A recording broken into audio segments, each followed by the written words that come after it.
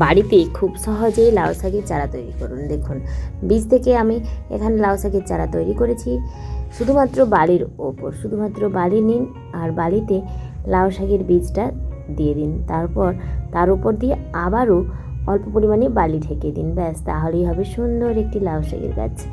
দেখুন আমার এখানে কি সুন্দর লাউ শাকের গাছ হয়েছে। আর এই লাউ শাকটা এতটাই মোটা ডোকাগুলো যে কি বলবো, শুধুমাত্র খোল দিয়েই কিন্তু আমাদের এখানে হয় প্রচুর সুন্দর সুন্দর গাছপালা। যেহেতু এখানটায় পানবরজ ছিল, পানবরজের একমাত্র সার কিন্তু খোল ছাড়া আর কিছুই দেওয়া হয় না। আর এখানে দেখুন কি সুন্দর লাউ শাক হয়েছে। তাই আপনাদের বলবো, আপনারা যদি চান আপনাদের বাগানে এরকম সুন্দর লাউ শাক হোক, তাহলে কিন্তু শুধুমাত্র খোলটাই ব্যবহার করবেন, রাসায়নিক দেবেন না। রাসায়নিক দিলে গাছগুলো কিন্তু নষ্ট হয়ে যায়। আর যদি খোল দিয়ে করতে পারেন তাহলে গাছ খুব সুন্দর থাকে। দেখুন এই যে ছোটো চারাগুলো, এইগুলো মাত্র দিন 15 আগে আমি বালির মধ্যে দিয়েছিলাম। আর কোনো ভেজাইনি, কোনো কিছুই করিনি যে একদিন আগে ভিজিয়ে রাখতে হয়, এইসবও কিচ্ছু করিনি। শুকনো বীজ বালির মধ্যে দিয়ে অল্প করে জল দিয়েছিলাম। তবে হ্যাঁ, ওই বালিটা কিন্তু সবসময় ভেজা থাকতে হবে।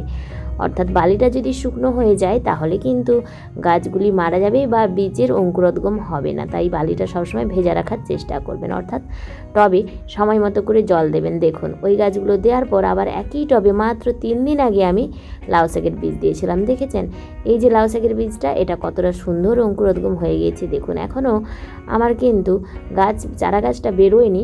আমি ওই যে গাছগুলো তুললাম, সেই তুলতে গিয়ে উঠে গেছি। এটা দেখছি সিমের বীজ, একই দিনে দিয়েছিলাম, অর্থাৎ 3 দিন আগে। সিমের বীজটা এখনও ফাটতে শুরু করেনি। এই দেখুন এটা একটা, এগুলোও কিন্তু হবে, এগুলো লাল সিমের বীজ। আমি একসঙ্গেই দিয়েছি চারাগুলো তৈরি হওয়ার জন্য।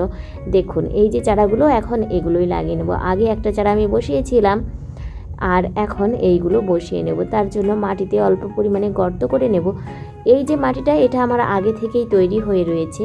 এই মাটিটার মধ্যে আপনারা খোল মেশাতে পারেন বা যদি কোনো রাসায়নিক দেবেন ভাবেন, অর্থাৎ ইউরিয়া, ডিএপি, পটাশ এইসব যদি দেওয়ার কথা ভাবেন, তাহলে সেগুলো মিশিয়ে 15 দিন মাটিটা ফেলে রাখবেন। আমি কিছুই মেশাইনি, শুধুমাত্র মাটিতেই এখন চারাগুলো লাগিয়ে দিচ্ছি। দিন 7 পরে আমি, অর্থাৎ 1 সপ্তাহ পরে আমি এই চারাগুলোর গোড়া থেকে অল্প একটু দূরে খোল ভেজানো জল বা গুঁড়ো খোল দিয়ে দেব।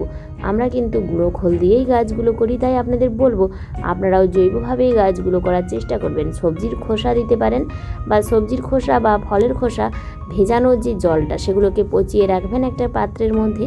তারপর ওই জলটাও গাছের গোড়ায় আপনারা ব্যবহার করতে পারেন। এভাবে লাউ শাকের চারা বসিয়ে নিলে এই চারাটি কিন্তু আপনাকে 1 বছর শাক দিতেই থাকবে। 1 বছরের বেশিও দিয়ে যায় একটি মাত্র লাউ শাকের গাছ। অর্থাৎ একবার চারা রোপণ করলে আপনি প্রায় 1 বছরের বেশি সময় ধরে শাক হারভেস্ট করতে পারবেন। তো বন্ধুরা, এইভাবে আপনারা আপনাদের বাগানে লাউ শাকের বীজ বসিয়ে নিন। শীতের সময়ও হয় লাউ শাকের বীজগুলো অঙ্কুরোদ্গম। আগে শীতকালের দিকে ভালো অঙ্কুরোদ্গম হতো না, কিন্তু এখন তো হচ্ছে। এখনও যেহেতু খুব একটা শীত পড়েনি, এই সময় আপনারা যদি বসিয়ে নেন তাহলে কিন্তু লাউ শাকের বীজ থেকে চারা তৈরি করা খুব সহজ হবে। অর্থাৎ এই কার্তিক মাসে চারাগুলো তৈরি করে নিন।